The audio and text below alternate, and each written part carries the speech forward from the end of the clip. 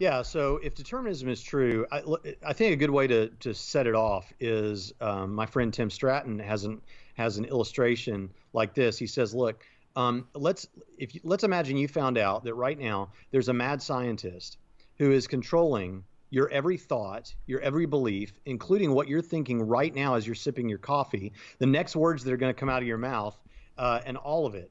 Would you then, and you don't know the intentions of this mad scientist, would you then have any justification for believing anything that you think?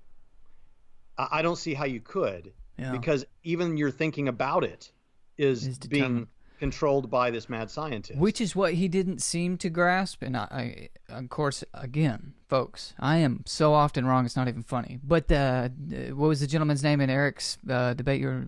Tom Jump. Okay. Yeah, T-Jump. T-Jump. Okay. And Eric was saying, shoot, now I'm getting lost in the regress of what they were saying. It was pretty mind-blowing. So Eric was making the case that you just said. You can't justify your beliefs. And this guy, the T-Jump guy was saying but my beliefs are determined by the evidence and reason for them. It just necessarily follows that I believe them. Well, I mean, he wasn't saying that.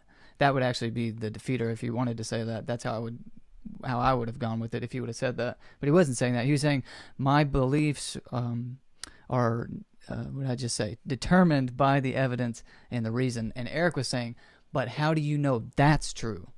That would have to be just as equally determined.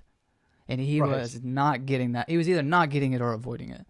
Or in other words, you're not justified in even that affirmation. In that belief. You're not justified in the belief that your beliefs are determined by the evidence and the reason.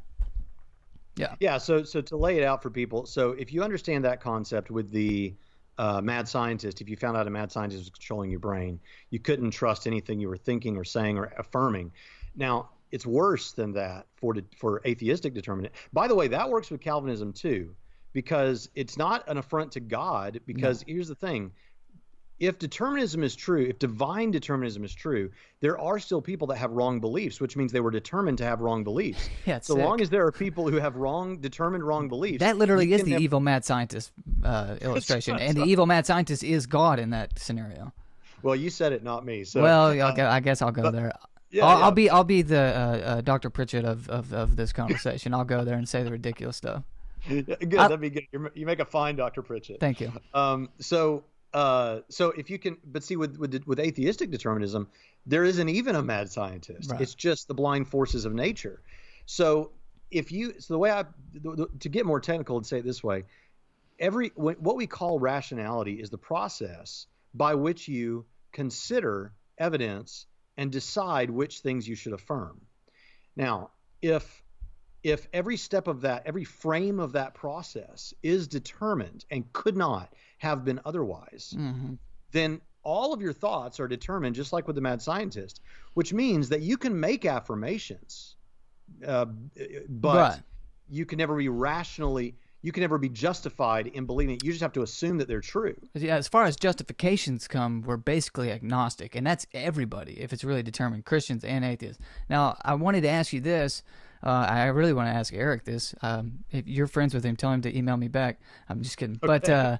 But in that debate with T-Jump, it seemed that the T-Jump guy was saying, my beliefs are determined by the evidence and the reason. Now, I think he should have been saying that his beliefs necessarily follow from the evidence and the reason. But if that's the case, then we should have the same beliefs. No?